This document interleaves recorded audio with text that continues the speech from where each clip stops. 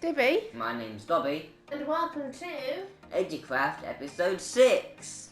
That's a lot of episodes. It's 6. That's a lot.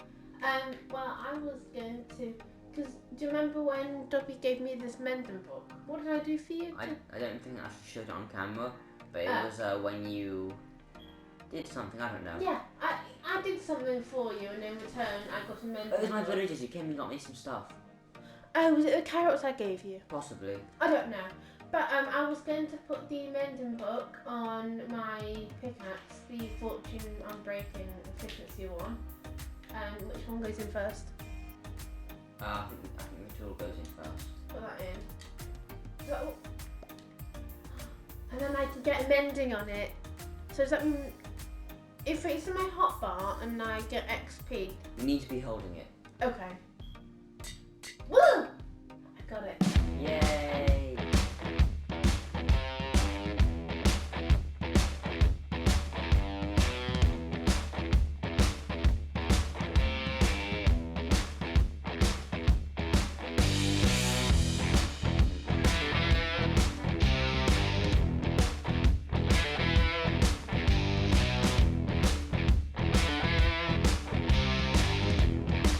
I've now completed the iron farm, just the first layer for now.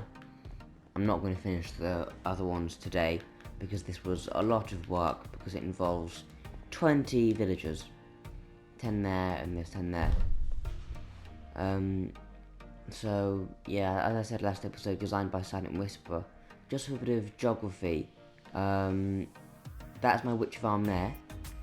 My base is that way somewhere. And then the raid farm is over there. So that's going to help you kind of work out where this is.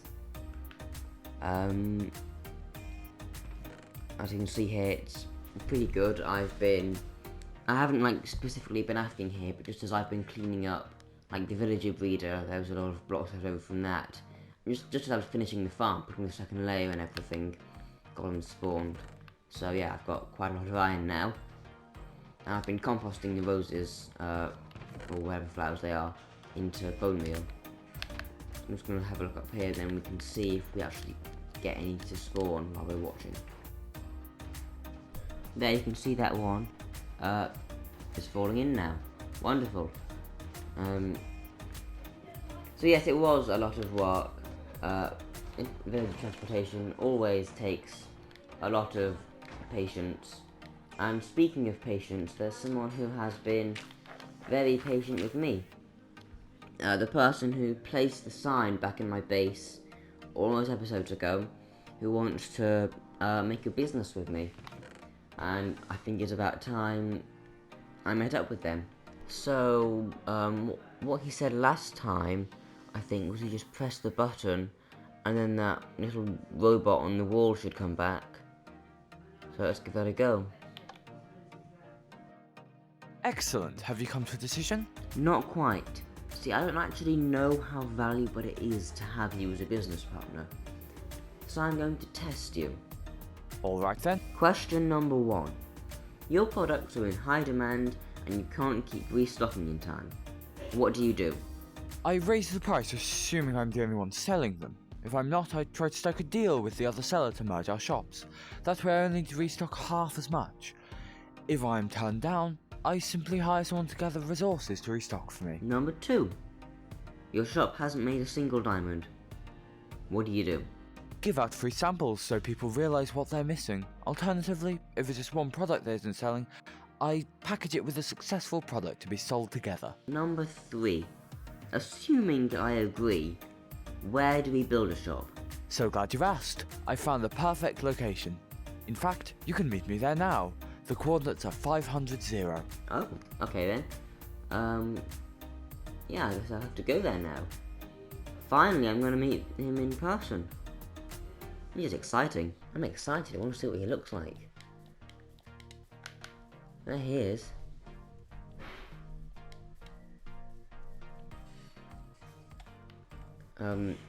Hello. So, is this the place? It's a little far away, don't you think? Not at all. I wanted somewhere flat, preferably a plains biome, close to your bases, but distinct from them, so not the same plains biome. Unfortunately, your plains is absolutely ginormous. Seriously, Dibby&Dobby is such a bad seed. Do you know how far away the nearest ocean is? Anyway, my main concern was being close to Dibby, our only buyer. It's less than 300 blocks from her base. So, what do you say? Do you want to build a shop here? Wait, you're not gonna help me? No. Goodbye. That was sudden. Okay, I'm just gonna have to build a shop here. So welcome to my testing world. There isn't much to see, it's fairly new. I'm gonna give you a quick tour. This is a half-finished design for an item sorter for the raid farm. Because as you know, it makes non-stackables, so it's gonna be kind of hard, but I think I've got something going here. This is the super smelter that I made for Dibby last episode. This is a prototype for an ice farm that doesn't need to be in your snowy biome. It uses Frostwalker on armor stands and it doesn't work. This is an Ender Porter designed by JC Plays. I just wanted to build it to test that it actually does work, and it does.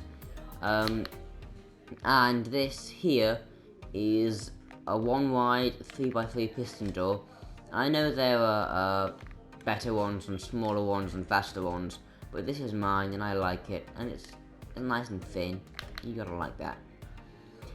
Anyway, I assume that we're going to play with the normal rules that Dibby and I do.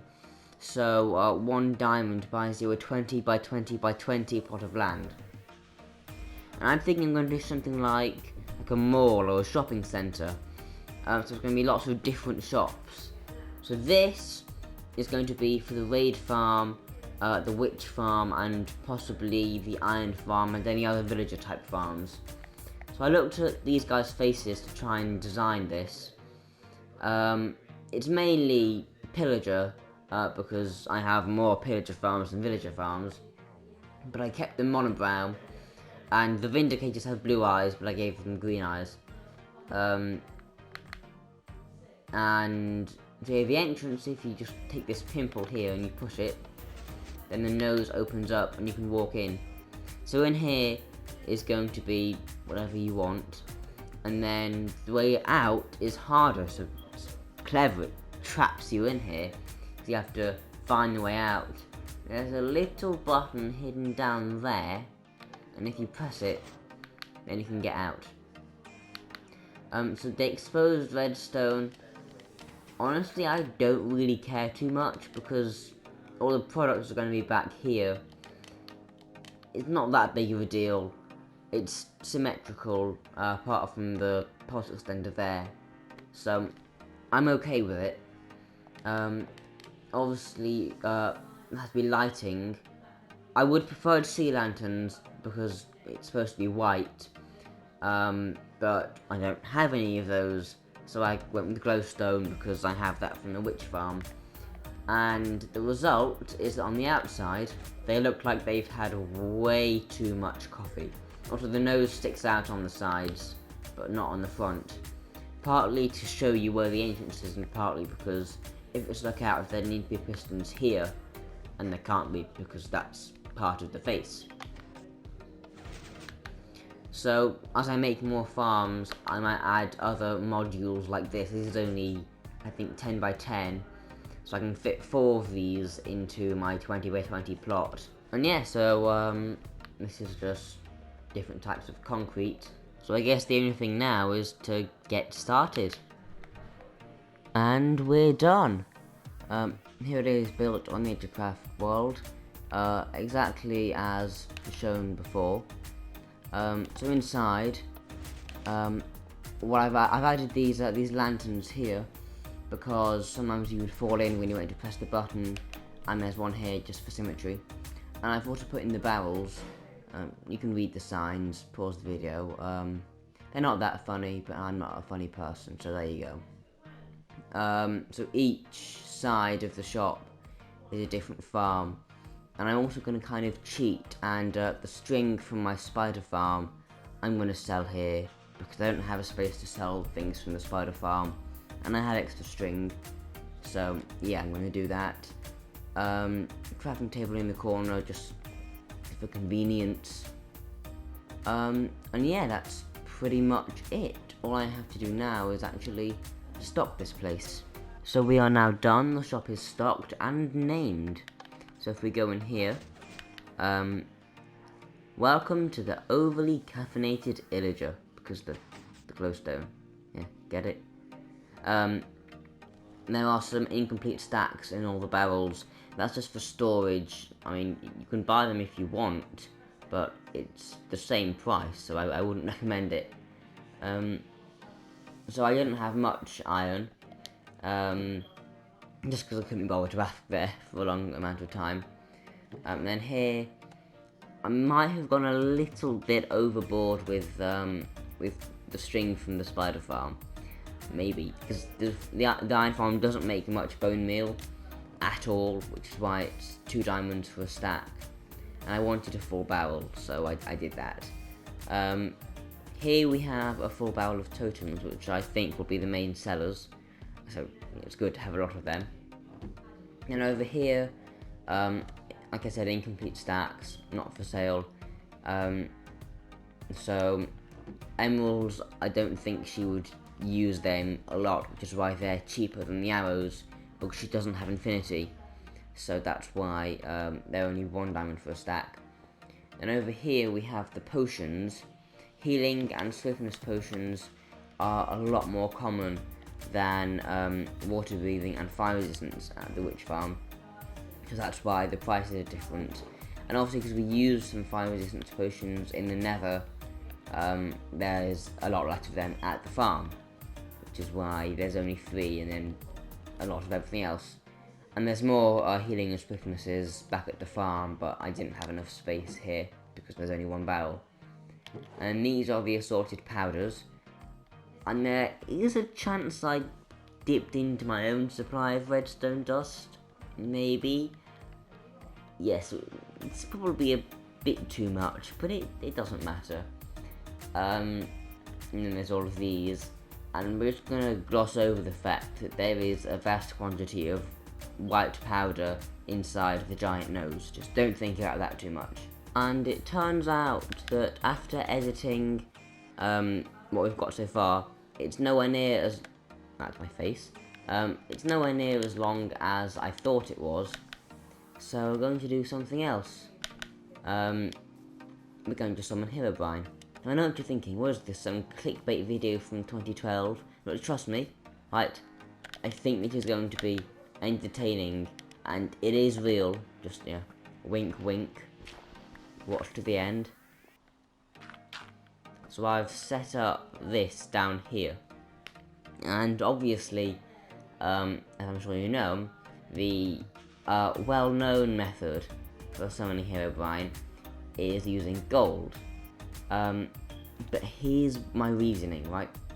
I think the reason no one's successfully done it before is because gold is too soft. It's why it makes such terrible durability tools and armor. Because gold's a really soft metal. But if we have something a little bit harder, like iron, I think maybe Herobrine's presence in this world could last long enough for us to actually see him. Before we light this netherrack, I'm going to get Dibby here, because this seems like a big occasion for our world. Okay, you ready? Yeah, let's do it. Oh, that didn't work. That's disappointing. Okay, let's just cut our losses and end here, I guess. Well, this has been Dibby. This has been Dobby. And thank you for watching. Educraft episode What the Hell is Happening? I am Bucket.